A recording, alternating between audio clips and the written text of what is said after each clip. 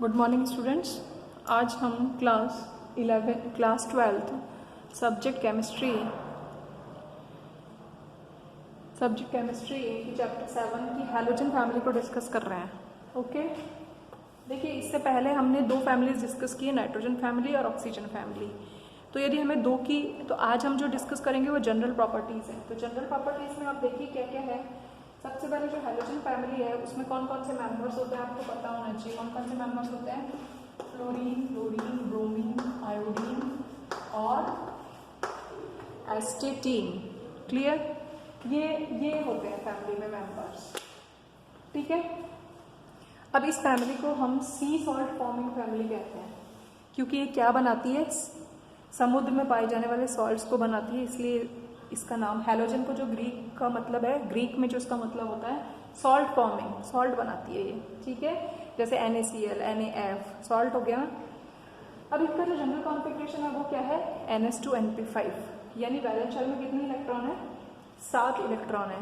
और इसको अपनी ऑक्टेट कंप्लीट करने के लिए कितने इलेक्ट्रॉन की रिक्वायरमेंट है? 1 इलेक्ट्रॉन की रिक्वायरमेंट है। ठीक है, फिर उसके बाद मैंने इनकी जनरल प्रॉपर्टीज़ को लिखा है। तो जनरल प्रॉपर्टीज़ हम क्या है? ग्रुप में पढ़ रहे हैं। हम क्या पढ़ रहे हैं? ग्रुप, ऊपर से नीचे जाने पर। तो फ्रॉम टॉप टू बॉटम क्या करते हैं? जब हम ऊपर से नीचे जाते हैं तो साइज जो है वो कैसा होता है? इंक्रीज होता है। ऑब्वियस सी बात है, क्यों? क्योंकि शेल बढ़ रहा है इसलिए।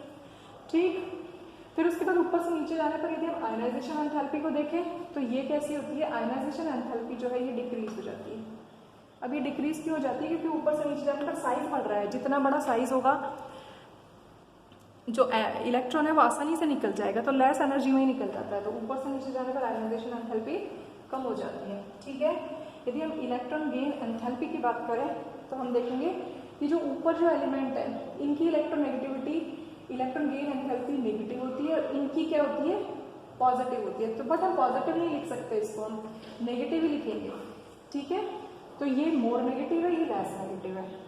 क्लियर? तो मैंने लिखा है electron gain enthalpy more negative to less negative. क्या मतलब है? फ्रॉम टॉप टू बॉटम जब हम जाएंगे तो मोर नेगेटिव से लेस नेगेटिव हो जाएगी। क्लोरीन की सबसे ज्यादा इलेक्ट्रॉन गेन एंथैल्पी है। ठीक है, क्यों?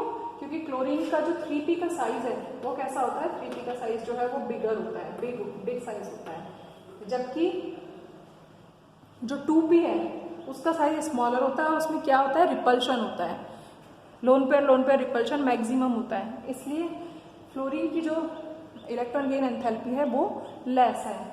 फिर है electronegativity. From top to bottom यदि हम जाएंगे तो इलेक्ट्रोनेगेटिविटी क्या हो जाएगी? इलेक्ट्रोनेगेटिविटी भी कम हो जाएगी। ठीक है, फ्लोरीन की मैक्सिमम है। ये मैंने सब लिख दिया है जिससे आपको याद रहे।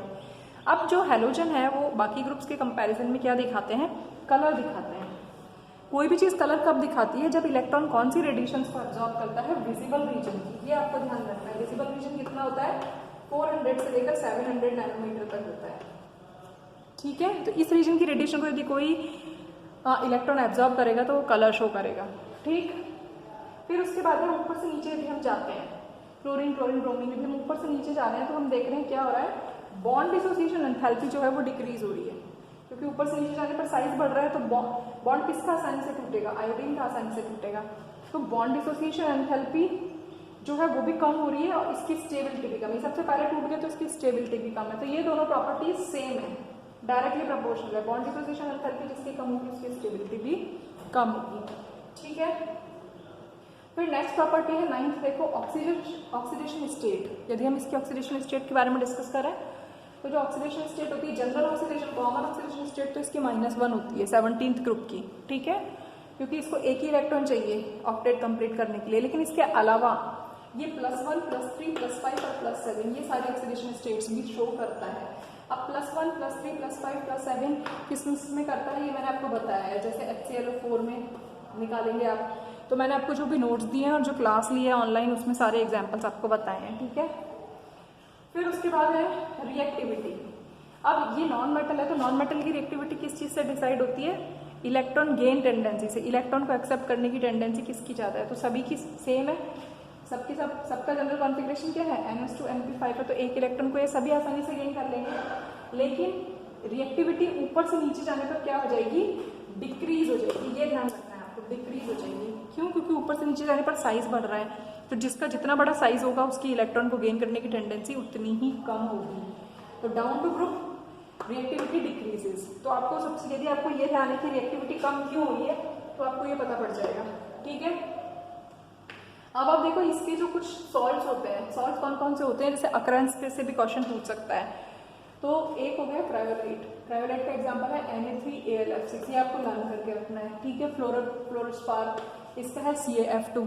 ठीक है, फ्लोर एपेटाइट CA3PO4 का गोल्ड प्राइस CaF2, ये आपकी बुक में भी गिवन है और इस पे से क्वेश्चन पूछता है, चाहे RBSC का हो चाहे CBSE का हो। CBSE में तो फिर कम पूछे जाते हैं, बट RBSC में पूछे जाते हैं ऐसे क्वेश्चन बहुत। और कार्बोनाइट का एग्जांपल है KCl MgCl2.6H2O। ठीक है, जो ये सॉल्ट है ये कैसा सॉल्ट है, डबल सॉल्ट है। तो जो डबल सॉल्ट होते हैं वो कैसे होते हैं,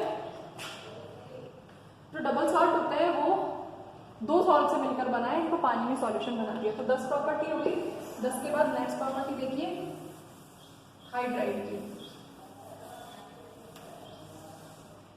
ठीक है, इसके बाद अब आप देखिए 11वीं प्रॉपर्टी। 11वीं प्रॉपर्टी कौन सी है कि यदि हम इसके हाइड्राइड्स को देखें HF, HCl, HBr और HL, इसके बारे में बात करें, इसकी एसिडिक स्ट्रेंथ देखें। ठीक है, एसिडिक स्ट्रेंथ, तो सबसे पहले ये बॉन्ड टूट रहा है ना, ऊपर से नीचे जाने पर साइज बढ़ रहा है, सबसे पहले ये बॉन्ड टूट रहा है, तो ये टूट कर H सबसे पहले देगा, तो एसिडिक स्ट्रेंथ का ऑर्डर ये होगा। समझ में आ गया, एसिडिक स्ट्रेंथ का ऑर्डर ये होगा। क्लियर? ठीक, इसी तरीके से एसिडिक स्ट्रेंथ के बाद यदि हम देखें मेल्टिंग पॉइंट और boiling point, melting point and boiling point, तो ऊपर से नीचे जाने पर क्या हो रहा है, देखो मेल्टिंग पॉइंट बॉइलिंग पॉइंट वही, वॉन डेर वाल फोर्स बढ़ रहा है। आपको वॉन डेर वाल फोर्स से याद रखना है, वॉन डेर वाल फोर्स ऊपर से नीचे जाने पर बढ़ रहे हैं क्योंकि साइज बढ़ता है, तो यही ऑर्डर होगा, लेकिन ये ऑर्डर थोड़ा सा चेंज हो जाएगा। HCl, then HBr, then HI, then HF, क्योंकि इसमें हाइड्रोजन बॉन्डिंग है, बाकी van der Waals force size के बढ़ने के साथ बढ़ जाता है। ठीक है, क्लियर? तो ये हो गया है ना, तो आप इतना पढ़ेंगे, फिर इसके बाद कल हम आगे की प्रॉपर्टीज के बारे में डिस्कस करेंगे। Thank you.